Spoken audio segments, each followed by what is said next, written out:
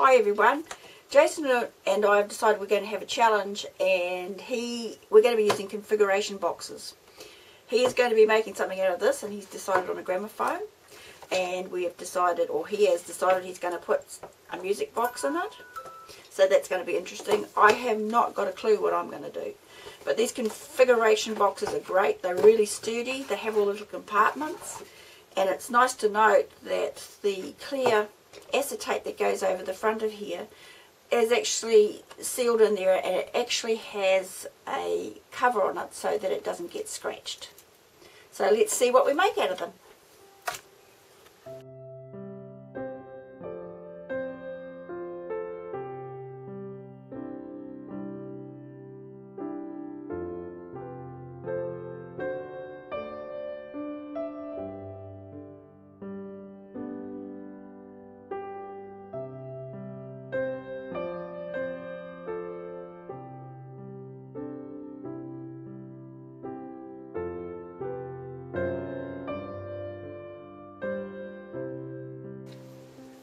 This has been made out of just one configurations box, and I've decided that I wanted to make it, it's going to be made into a clock, a Christmas clock with a few extra surprises in there.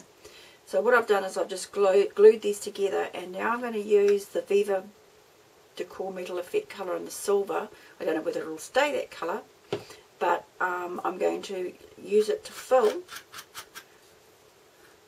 these boxes and paint all over it so you can't tell. I don't know whether this is going to work, it's just an experiment.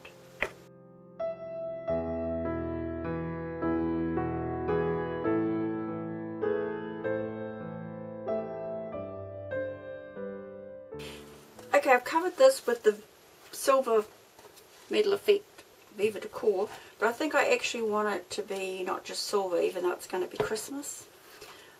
And I'm not sure how I'm going to achieve that, but you'll see how by putting this rough cast ferrometal paste on, it actually, you can fill in holes, texture it up how I like to texture it up, and I want this to be good from the back and the front. I haven't put anything on this yet because it's probably going to have paper on it.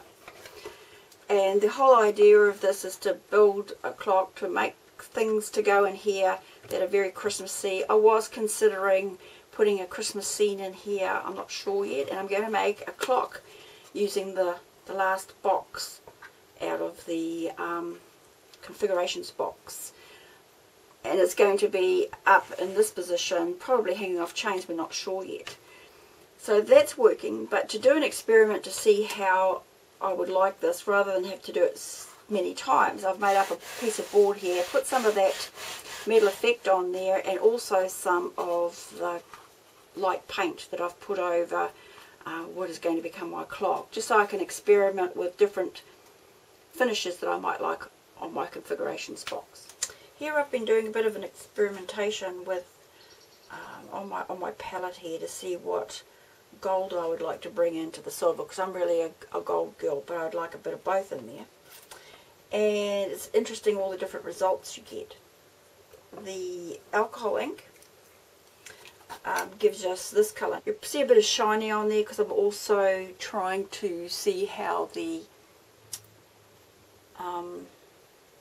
crackle accent handles on top of the paint, because I thought I might use a bit of that.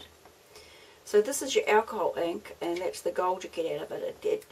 It turns out quite a flatter gold, but you've got to remember I'm putting it on the Viva Decor metal thick kind of a paste here, so it is going to give a different effect. The other interesting one is your range of vintage patina that you can use on metal, and that gives you this brighter gold here. Again, I've got the crackle on the side, it hasn't crackled yet. It's just to show you what it does. I'm kind of, this piece here is the new Distress Tarnished Brass, and it has an interesting effect on there. It's quite a bright colour, and of course if you can tone that down by bringing things over the top, but it's very bright, a little bit bright for this project. I've also put some crackle in that, and you can see that effect.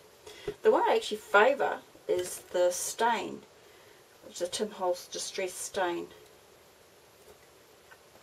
And here we go. And the tarnished brass. And this gives this sort of really kind of neat gold, warm gold that I kind of like. This is just a little bit of the brass on the side. Now I'm going to go over this whole project with my fast finish decoupage, so it doesn't matter that this is water-based product and doesn't have a resist to it. But it is interesting to note that if you're going to put the crackle accent over the top of it, this is wet at the moment and not very thick because I want a real fine crackle. It is going to turn into the colours that you see in the paint. So note that when you're doing your work. I've also put it over on this white surface here, which I'm going to do for the clock face. I've also put some of that stain over the top and wiped it off a bit, and it's going to have darker bits going through. So that's an interesting effect it has. You should always experiment with your crackle that you put on in this clear form, just to make sure it's not going to react with your paint that's underneath, because you can get some very interesting effects with that.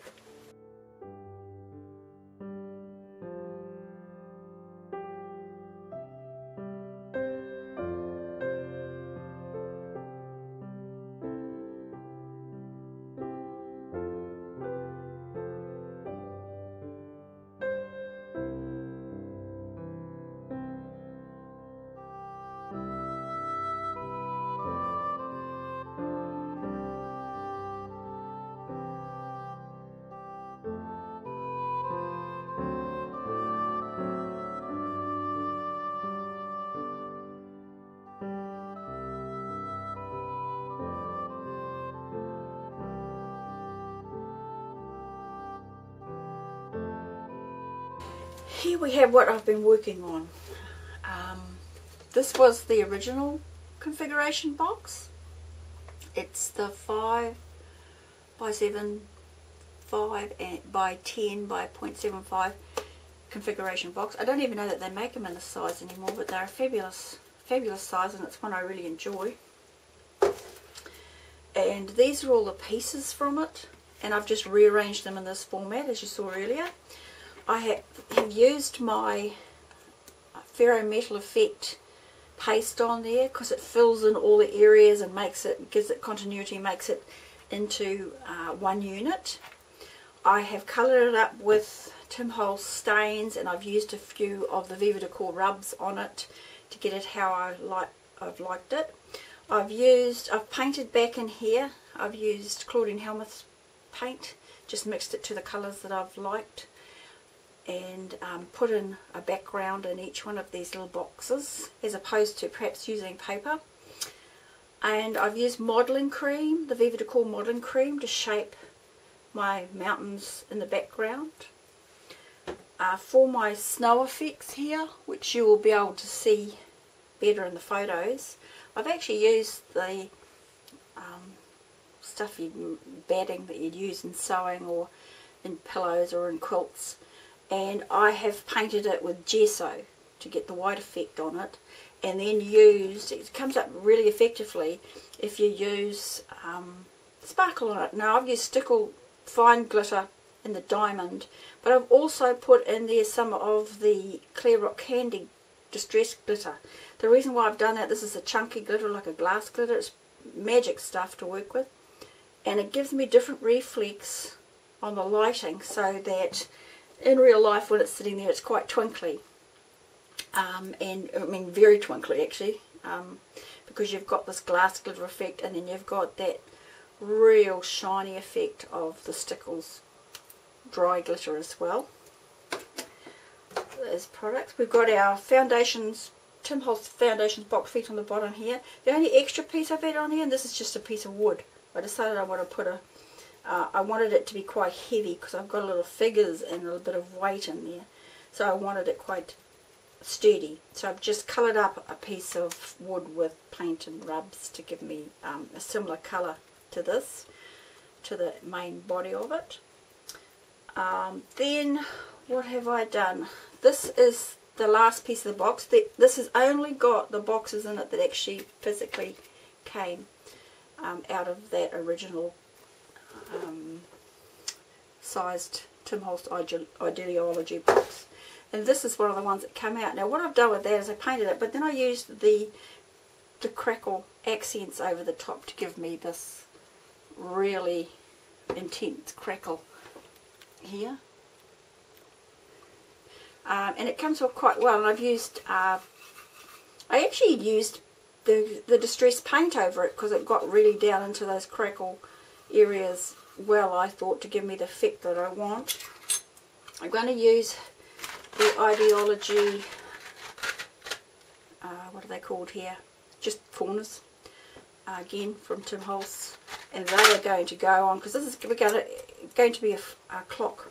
So the clock face is going to go around like so. And then I've used walnut hollow pieces, and I'm actually going to put a clock on there.